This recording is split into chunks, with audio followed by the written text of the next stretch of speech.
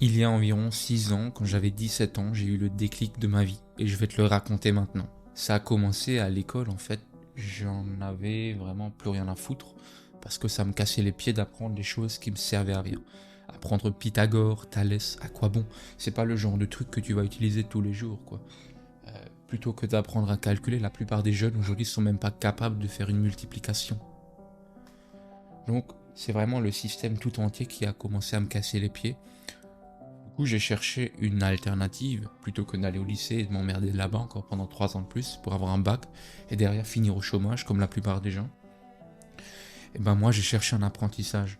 Et le fait est que j'ai d'abord commencé à chercher en pâtisserie. Donc ça se voit peut-être à mon physique que j'aime bien manger, mais comme je l'ai déjà dit, mon but aujourd'hui c'est vraiment de perdre 15 kilos. Et donc, on fera du sport. Je vais certainement aussi te filmer une séance de sport prochainement. Et comme dit, le but c'est de progresser ensemble. Et donc, comme moi j'ai cherché une place d'apprentissage, mais je n'en avais pas trouvé en pâtisserie, mais j'ai vraiment cherché partout aux alentours, sauf que bon, c'était apparemment très demandé. Et du coup, bon, je me suis dit, hop, moi j'aime beaucoup la charcuterie, du coup je suis parti chez un charcutier.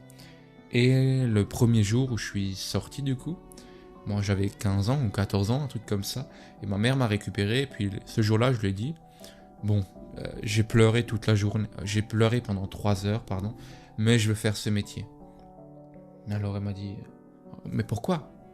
Comment ça t'as pleuré toute la journée et tu veux faire ce métier? C'est pas cohérent ce que tu me dis là.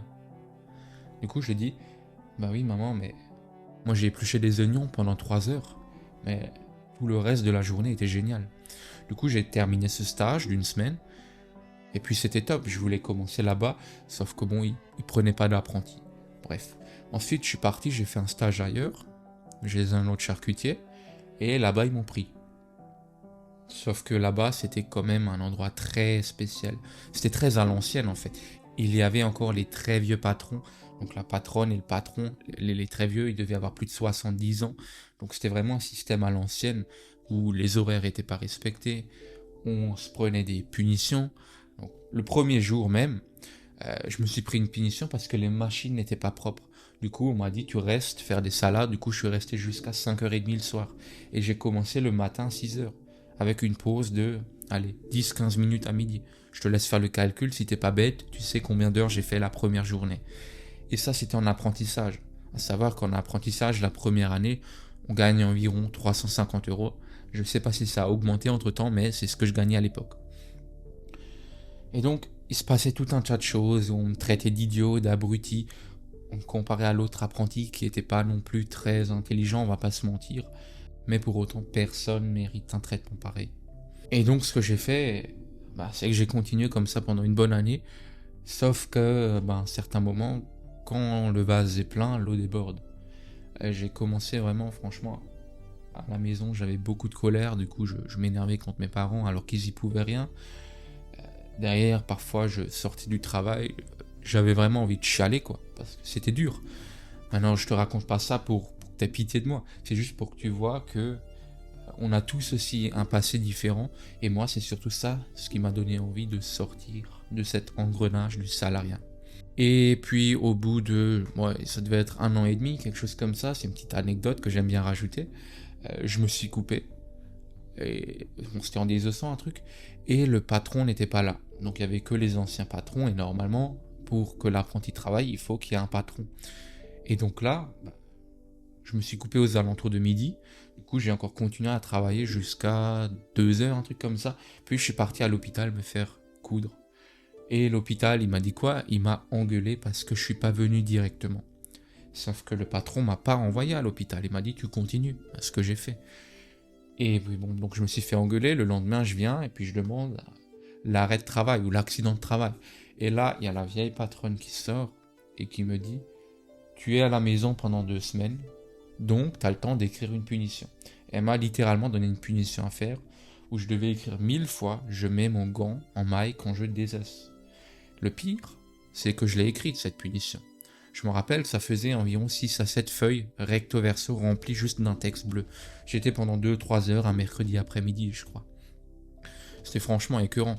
Maintenant, bon, je me dis que c'est pas partout pareil, mais moi, c'est ce qui m'a forgé mon caractère aujourd'hui, et aussi cette envie de liberté.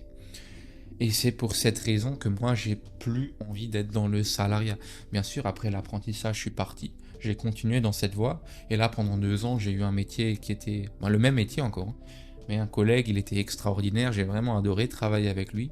C'était tellement mieux. Et là, je suis de nouveau dans une autre entreprise où, en fait, c'est plus une usine. Donc, je fais tout le temps la même chose. Donc, c'est assez ennuyeux. Mais ça va, c'est passable. Et puis, je gagne bien ma vie. Mais comme dit, le but ici, c'est de sortir de cet engrenage et de pouvoir enfin gagner ma croûte tout seul, sans avoir besoin d'un patron en fait.